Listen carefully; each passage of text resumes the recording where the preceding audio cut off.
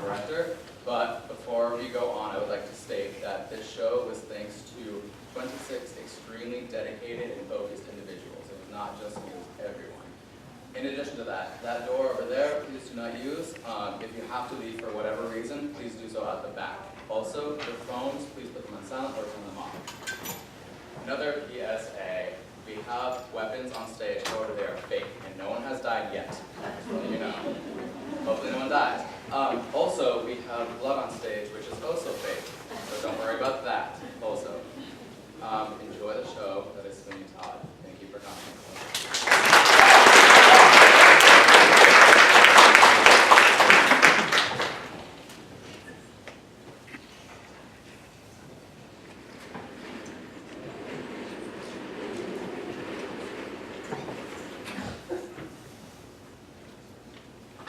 I have sailed the world, beheld its fairest cities, seen the pyramids, the wonders of the East. It is true, there's no place like home. None. What's the matter? You're young. Life's been kind to you. Fortune smiled on your enterprises. They'd always be so. I too find that my heart beats faster to find myself in London once again. But whether out of joy or fear, I cannot say. Alms. Alms for a poor unfortunate woman. Go in peace. God bless you, sir. And you, sir, will you not Be have off with you. Leave us. your face? There's something that I said be off, deluded hag. My friend, I've honored the promise that we made at the start of our journey, and not once have I questioned you. But now my curiosity overwhelms me. Why do you hide your face like that? What can frighten you in a poor old beggar woman? I thought it impossible that anyone should recognize me. She did not. She is mad. But why does it frighten you she did? I owe my life to you, Anthony. Had it not been for you and your good ship, I would be long dead. So perhaps I owe it all to you to tell you the truth. I too have sailed the world, yet I've seen no wonders. Unless you count the angry noonday sun, shriveling a man's shadow beneath his feet to a smudge of wonder. Or the greed and cruelty that drives a man to fight his own brother to the death for the last crust of bread. Such wonders as I've seen, plus worse, which I will relate, for you cannot believe. When you found me, clinging to my makeshift raft, half mad with thirst, you found a man devoid of hope. An escaped prisoner who dared the captors and the elements to seek his freedom in the jaws of certain death. What was your crime? My wife is beautiful. Well, if that be a crime. A heinous one in this city you call home. For in this town, there are men who cannot look on beauty and not defile it, who scratch and tear at virtue's shining face until they made it as humble as their own. There are two such men, two upright men, a beadle and a judge, who try, with every flattery, every temptation, to win my wife to their desires. She, bright angel, would have none of them. So, then they worked their devilish practices.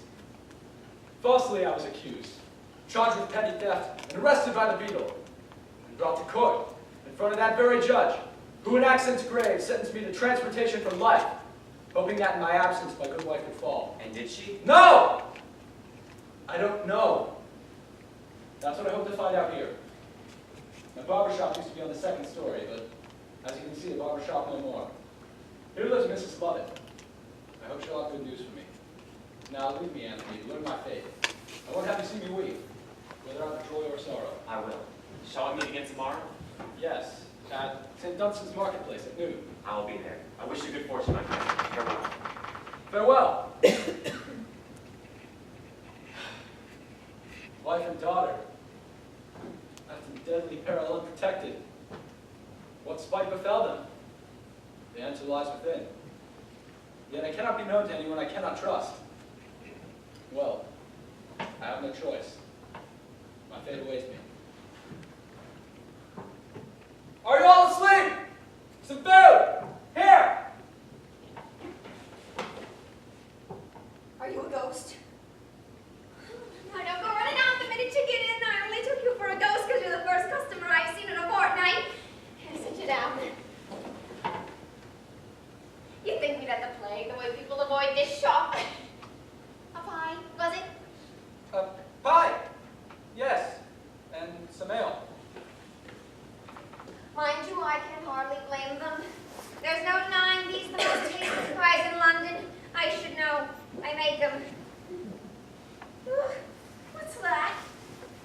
But then you wonder, what with meat the price it is? I never thought I'd see the day when grown men and good cooks would dribble over a dead dog like it was a round of beef. Hardly wonder your trade so bad if you talk like this to all your customers. Well, I speaks as I finds, I do. And what I'm telling you is the plain and simple truth. Mind you, they do say necessity's the mother of invention. The other day, Tuesday it was, I was walking down Sheepside when I saw this big crowd of people gathered around a pie shop window. And I thought I'd better have a look in on. And there, hanging in the window, pretty as a picture, was a roasted cat. All garnished round with little mice tied up to look like sausages. How beautiful it was. But how am I to catch mice with my legs like they are, not to mention my wind? Times is very hard. Yes. Don't the family that live above you pay you any rent? No. There's no one lives up there, serving empty for years. There was Barbara and his family lived there once. Ooh, a lovely man he was. A real man. But he got transported across the seas. Mind you, he deserved it. Deserved it. What was his crime? Foolishness. Mind you, his wife didn't help much. She was a brainless creature. Too proper gentlemen took a fancy to her. And she wasn't having any. And her poor husband, instead of fetching her one round the mouth and leaving his bed for a couple of nights, well, he had these fancy notions in her. Well, daft ordered, I would have had him down here for a couple of nights and more if he wanted. But no, he had to make a song and dance out of me. Well, stands the reason they shipped him off. What became of his wife? Were there no children? There was a daughter, yes. And both cried themselves silly they did when he'd gone. And then one day, Beetle came to call on her to try his luck, you see. But she wasn't having any. And then he says how the judges repented of himself and wanted to see if there was anything he could do to help her and her husband. And she, poor soul, believed him. Beetle said how the judge had taken to his bed in a terrible state, and would she come to the Inns of Court tonight to see what could be done for her poor husband?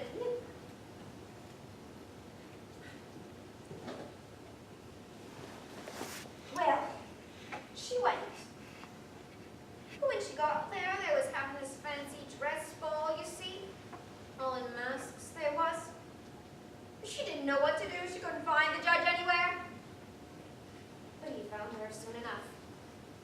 They were in a terrible state, all right, but not with impotence or nothing like that. She tried to fight him off, but the Beetle helped like. And what could she do all on her own? Everyone else at the ball just looked on, you see. Watched like. Will no one have mercy on her?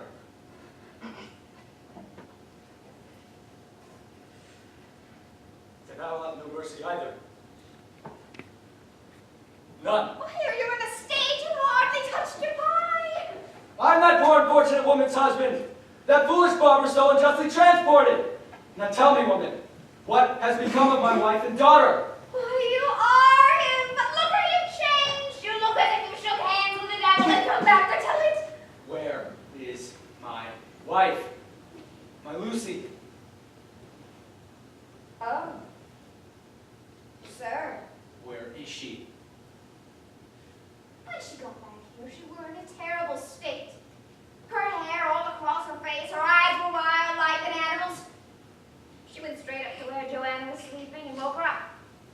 Gave the poor mite poison and took the rest herself. Oh, now, don't distress yourself.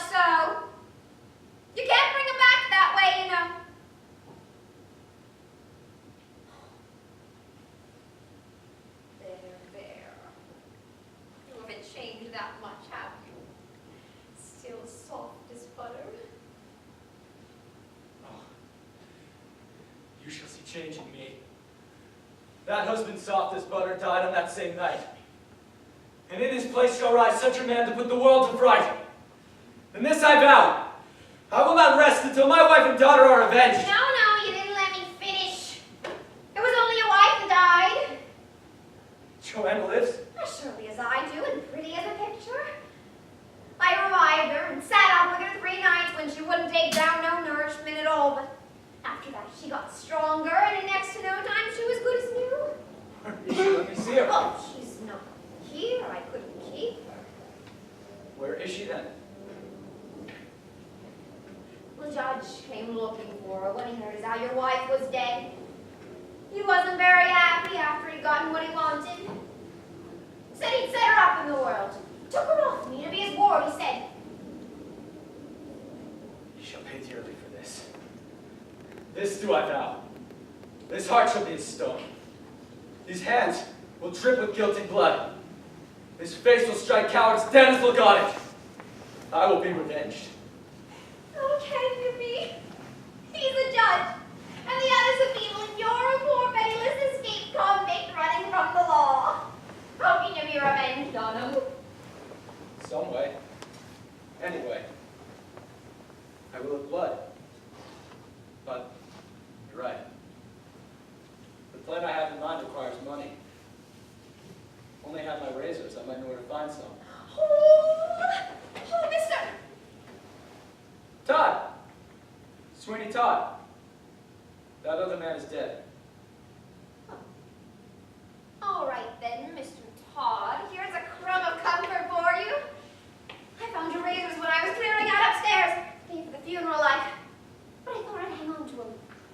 I remembered how you treasured them, and I always had a fancy for you and hoped you might be back one day and... Well, never mind, I'll let them present. But here they are, shining like they was new.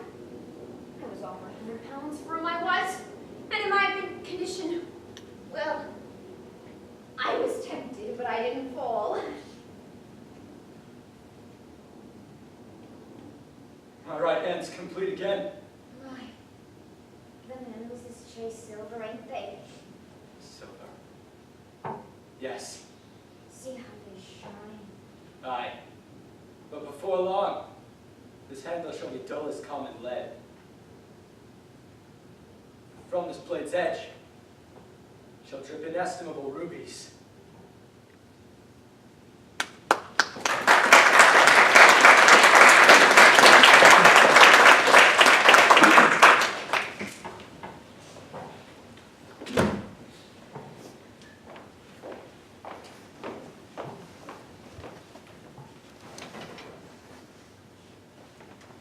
Gentlemen, your attention please. Have you seen cripples throw away their crutches? Heard dumb men speak? Seen dead men rise out the ground and caper around town? Well, have you? Have you seen life spring anew where it once was extinct? If you have seen these things, then go about your business, for I have nothing to tell you. But if you would behold a miracle, here, in this very square, then stay and hearken. For I have seen death's dreadful tread of burden, seen precious life forgone from barren soil. I have seen this, and I have touched it with these trembling hands, here, on top of my head. Mother? Mother? Gone. Gone. Your pardon, gentlemen. Methought I saw my mother. Oh, so pale, so pale. She who first suckled me, and from whose breast I learned that truth is golden, and liars go to hell. It is impossible. Ah, gentlemen, when I was but a lad of 7 years old, death rudely snatched her from me. And I, a lad who knew no other comfort than her yielding bosom, was thrust into the workhouse. This change was almost mortal to me. I wasted down to nothing. I could not eat, nor sleep, scarce breathe. Now then, young fella, there's nothing wrong with the workhouse. I take an interest in the lads myself. No, you missed my meaning, sir. The workhouse is a warm and happy place. 'Twas my mother's death that made me so ill. That made me, was almost mortal to me.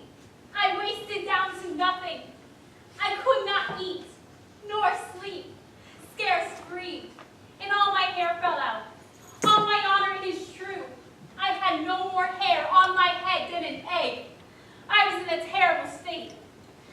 But there lies the miracle. A barber surgeon found me in this wretched plight, and where the kindness of the workhouse people failed, his ministration saved me.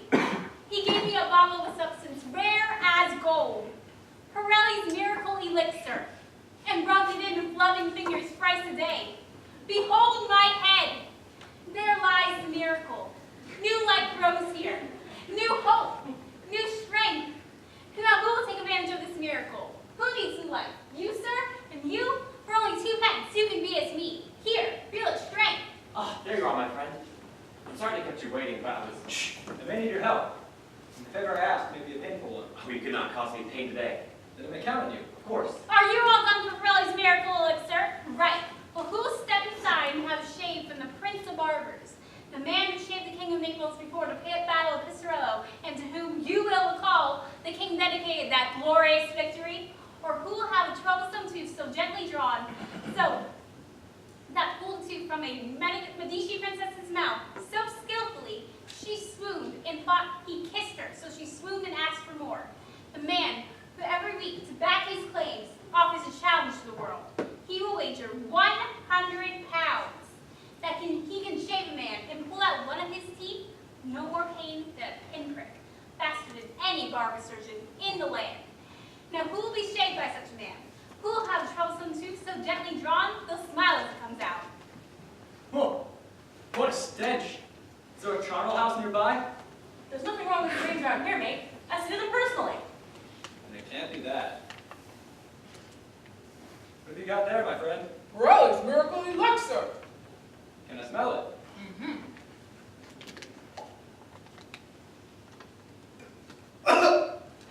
Chicken shit! What? Spittle by the looks of it. Spittle and here you. What's the game? I don't want no chicken shit. I want my money back now. Who says my miracle elixir is chicken shit? I do. Indeed. And who might you be to make these accusations? The barber. Sweeney Todd's my name. I haven't shaved the King of Naples or performed any miracles, but I'll wager I'm a better barber than you. Indeed. Yes.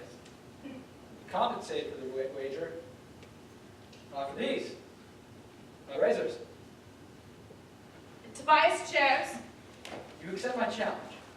But where did you come by these? Had them off of a convict long ago. Yes. Tobias in the chair. Oh, no, sir, not me. I have a guy named Bristle. Have I looked? The merest bundle up. It wouldn't be fair. In the chair. I mean, I don't mind the shave, but I have to have the two bits. You're probably not even twins. I will shave my assistant. And you, Senor Todd? This gentleman. Sparing no more pain than I can help, my friend. Who shall be the judge? Why not you, sir? You have an honest face. Well, if you insist. Are you ready, gentlemen? Begin.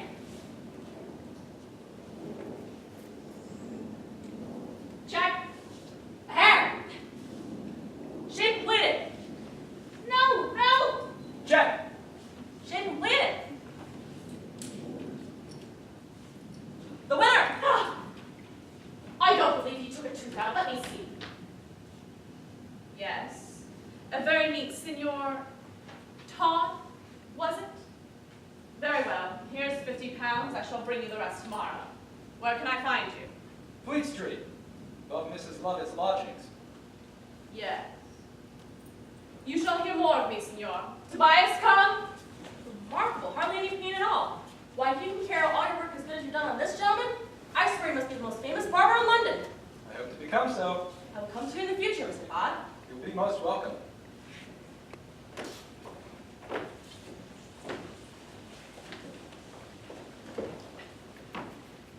You be selling hair store. Doubtless. Don't let it cause you too much pain, my friend. None in the world. But like I told you, nothing could cause me pain today. As I was walking earlier, well, I forget myself. What of your news? Did you find your family? Well, my wife is dead. An accident. No one is to blame, but my daughter lives a great man's ward. That's some consolation. Will you seek to get her back? Perhaps, in time. For now, I'm content that she's alive and safe. In the meantime, I'll go back to my old profession. This 50 pounds make a barber me once again. I'm glad you're so contented. And you. You said that nothing I can do could cause you pain today. Nothing in the world. It's funny that I should travel the world only to find its greatest treasure here at home. No, do not laugh. But by the look on your face, I can see you've guessed the reason behind my joy. As I was walking earlier, something compelled me to stop and look up. And there, just in the casement of her window, stood a lady of such true and pure countenance, the sight of her seemed to stop my breath. I stood in such rapturous admiration that passers-by avoided me as if I was struck mad. And just as she was about to leave, her eyes glanced down and met mine. And what passions passed between us in an instant I cannot say, for I've never known the like before. Then modesty compelled her to avert her eyes, and she was gone. But not without a sigh that seemed to draw my soul out of my body. I inquired at once within the house to see who she was. I learned she lives there with her guardian, a judge of high renown. A judge? What was his name? Judge Turpin, an old reverend man, or so the servant said. Oh, my friend, do not tell me this is the same judge of whom you spoke last night. No. He's long since dead. Go on, my friend. What next? Oh, well, I came to meet you here. And just as well, for a night I've given my right arm for spending another hour for company. It would have been prudent in the state I was in. Come then. I have a mind to return to my shop, and good Mrs. Lovett is cleaning up. I must survey her work. Are you welcome? Only if you won't mind me speaking of my love, for retelling it refashions the events almost sweet as when I first beheld her. Let's go.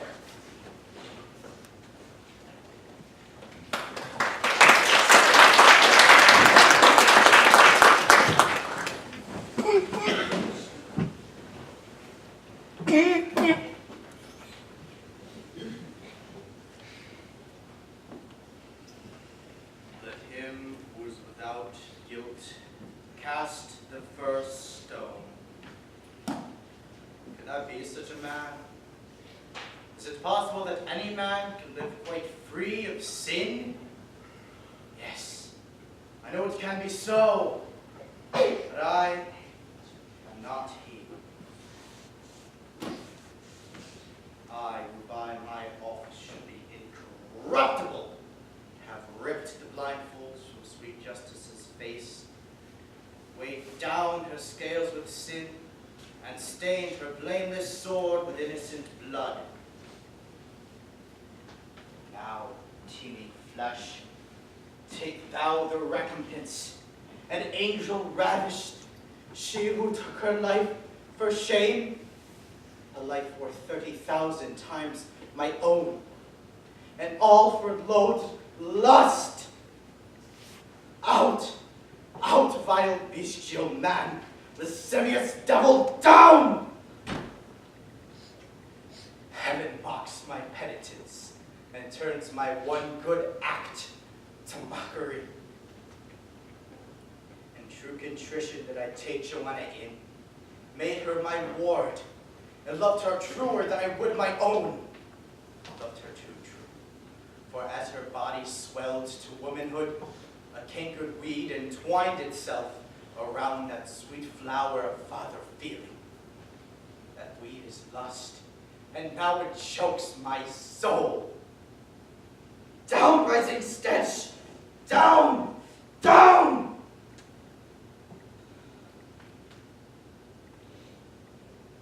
We must be what we are. I cannot change. I'll wed her lawfully. She'll be my wife. Yes, yes, I'll give her all and she'll tend to me. Increasing age, draw from me this hot devil with her soft and virgin palms. Yes, yes, that's recompense more fitting. So, now the guilty man is gone and the raiment of the law sits square upon my shoulders. Joanna! Dora, come hither to me. Joanna, here within. Sweet daughter, why how fair you look today. That dress becomes you. Nay, do not turn away. It has been almost a week since we have last spoken close, and I am sorry that on that occasion I had need to reprimand you. But it is a father's office to protect the innocent from dangers they can only guess at. That sailor who stared at you so from the street would only do you harm, and you unknowingly encouraged him. And would I encourage him to climb the wall so that we could stare some more and clasp each other's hands and swear true love? For from your forwardness he's taken hope, and has returned each day in hopes of seeing you. Is that the reason that the door's been locked? It has. These things were unimportant when you were a girl, but now that you are a woman, you must take more care. Smile less on those you meet. Keep from the windows. You must prepare yourself for marriage. How shall I prepare myself for marriage if I cannot smile upon that same gentleman? What's that? What's that? How shall I be married? I know nobody, never leave this house. I have a husband in mind for you, someone your senior in years, it is true, but an honorable match. Who is he? Wealthy and much respected. Well above your station, but willing to take you as you are. Do but marry him, and you shall want for nothing. Save love and laughter. What is his name?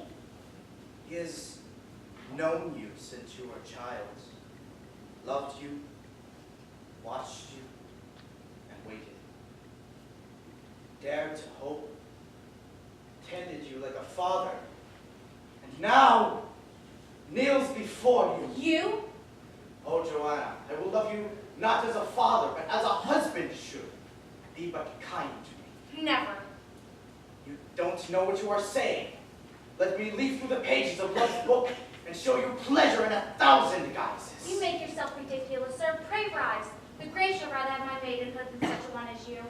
The grave shall have it then, and not some idle puppy like that sailor who has caught your eye. If you not marry me, then you shall never know the sweetness of a man. Then so be it, for I can never know such sweetness in your bed. You are too rash. Ponder on what I've said. I must await in court. On my return, we will speak further.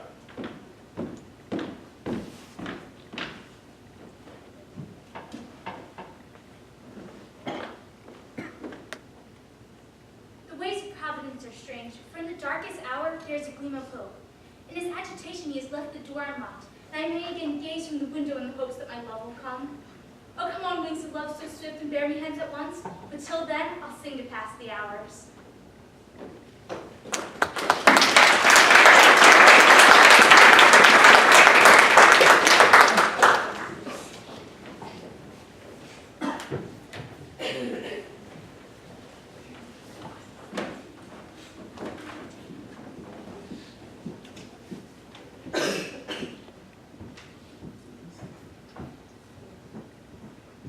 So we're ready at last.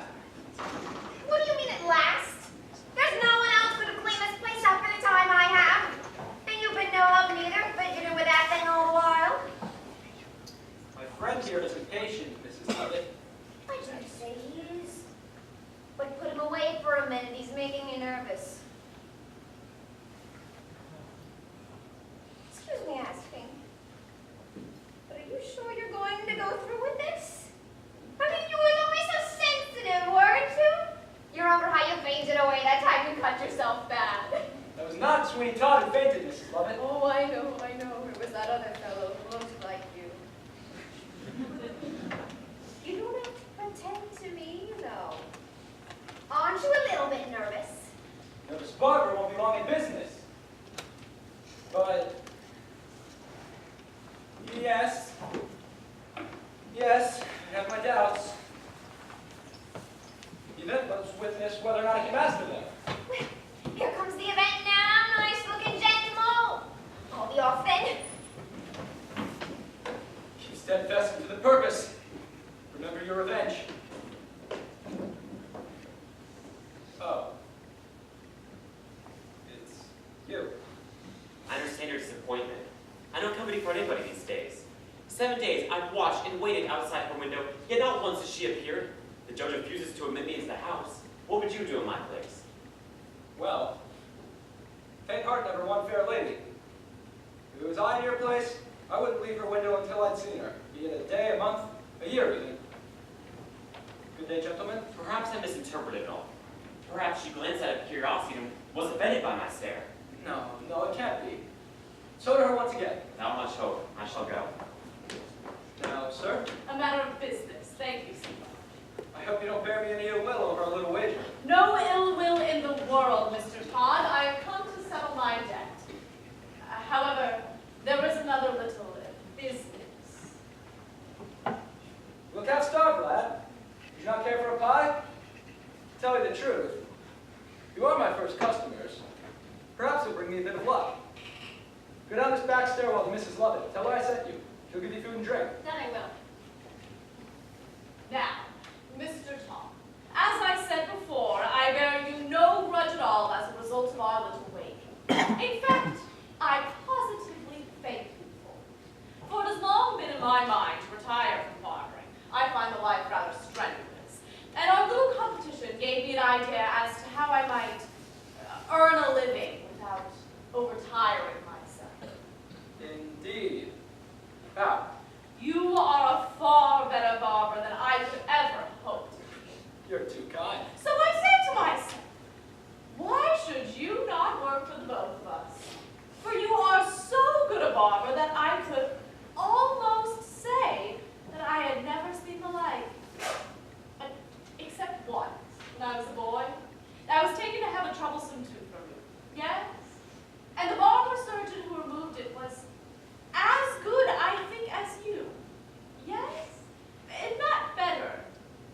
No. But just as good. In fact, so good that I could almost swear that you were the same man. But alas, that cannot be, for I've since found out that that barber was transported many years ago. There must be some mistake. Of course. You cannot be the same, but it is odd, is it not, that you should both possess a very unusual set of razors. Is that not one of them in your hand now? I told you I got them off of a convict long ago. All right, you can cut the cackle now, Mr. Todd, or whatever fancy name you've decided to call yourself.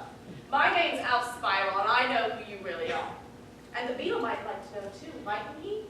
So you'd best just pipe down and listen to me. Now, I'm prepared to be generous. We'll go halves on any money you make in this little shop with